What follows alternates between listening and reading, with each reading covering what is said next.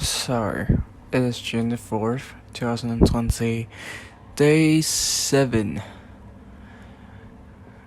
Um, so, yes, police did said that, they banned the assembly for, the Tiananmen Square Massacre Memorial, but people ignored it, as usual, and, originally, the usual venue for hosting such events, which is the football court or Victoria Park in Causeway Bay, there are barriers blocking people from entering the court.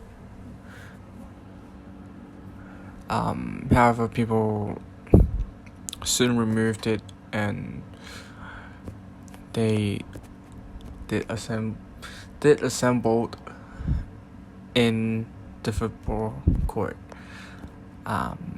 Not as many people as the previous years, because of personal safety and also because of public health issues. But other than Victoria Park, a lot of different places people still hosted their own memorials and assembled. Places like Kwintong, Mongkok, Sheung Wan, all over Hong Kong. So people no longer just stayed in one place to mourn the death of those who were killed by the PLA. They also changed the slogan. Usually it was like revoked the one-party government, justice for those who died in the massacre. Sometimes maybe God killed the Chinese Communist Party. Sometimes in previous years, but this year it's very prominent that people are saying God killed the Communist Party, and also chanting for Hong Kong's independence. So there's a big tonal shift from just mourning the death of massacre that happens in China, which by heritage or by culture it was linked to the Hong Kong people, and for the previous years, and even the organization that hosts such assemblies in the previous years, they are asking for democratic China. But for this year, even the organization stopped asking for democratic China. They did say they wanted a democratic China, but they are not hosting such events for such agenda. And there's a lot of different voices other than a democratic China. Like I said, like Hong Kong independence, 5 demands, not one less, stand with Hong Kong, fight for freedom. A lot of different kind of slogans that was happening and evolving since the last year. But of course, in current times in Hong Kong, when there's mass gathering, there will be police, and when police shows up, there will be chaos. So today there are a little bit of actions happened in Mongkok. Some people were arrested. Not sure about the actual number, as the event is still going on to some extent. People were they are assembled in Bangkok. They are um, shouting out slogans.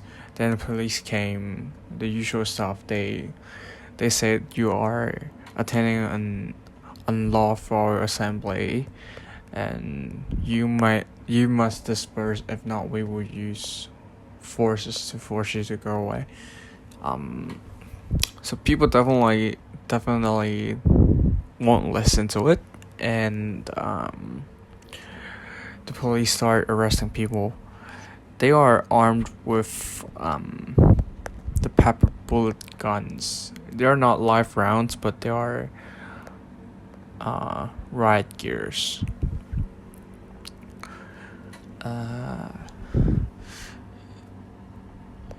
There are arrests, and there's an image circulating online that resonates with what started the U.S. police brutality protest, actually. So it's one of the protesters in Hong Kong, or one of the participants. It's not a protest, actually. One of the participants of the assembly were caught and were tied down on the ground, knee to the neck. Not knee to the neck, but rather a policeman tied him down to the ground and wrapped his arm and elbow around his neck. A very, very similar image to the ones that the U.S. police that has a knee pushing down on George Floyd's neck. So definitely police brutality is still a thing, even though there's not as much tear gas and not as much live rounds. Police brutality is still happening. There are a little bit of roadblocks, there are a little bit of everything during today's incident in Bangkok, but in relative terms, it's a very, very small scales compared to what happened last year. In other areas, mostly peaceful. Police didn't force people to go to leave Victoria Park. The police probably don't have that much force to deploy all over Hong Kong, to be honest. So for other places except for Bangkok, it has been peaceful. And it shows that people in Hong Kong are really resilient. They are not, even though there's a political agenda, it has been an year already. People in Hong Kong are still very disciplined. Most of the chaos are not caused by protesters. They are caused by police intervening and using excessive force, and that's where people retaliate. And it also says a lot about Hong Kong's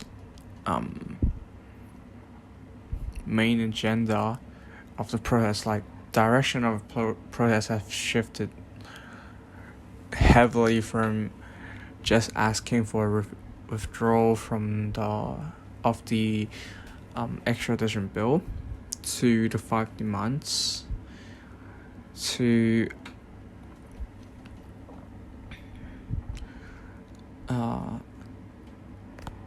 an anti-government movement, and now evolve into an anti-Chinese communist movement, and even an independence movement. Such ideas would not have floated up above water a year ago. Like, asking for Hong Kong independence was a taboo in last year because people are afraid of losing international support. They are afraid of this violating the Sino-British Joint Declaration. They don't know how different government bodies will react to it. They are afraid of the Chinese government. using this as leverage for deploying the PLA into Hong Kong. But to this day, since the situation has worsened by a lot, people are no longer afraid, and a lot of people either they realize or they are so sure about that independence is the only way to go for Hong Kong in the future, as they are so desperate to loosen the grip from the Chinese government.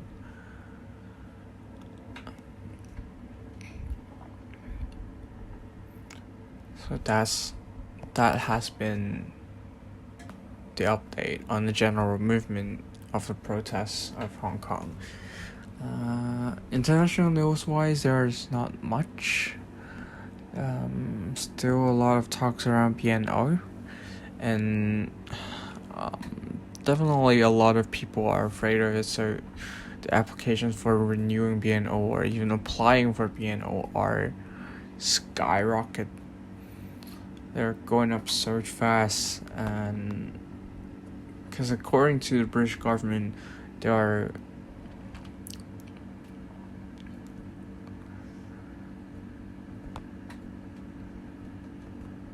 There are 3,500,000 people who are currently holding a BNO passport, and there's 2.5 million people that are eligible for applying and do not have a BNO passport. So the talk of the town currently, except for immigrations, was how to get rid of the Hong Kong dollar and change to some currency that was safe, that will probably evade the sanctions from the US, and how to renew or get BNO. That's also show a lot about the fear.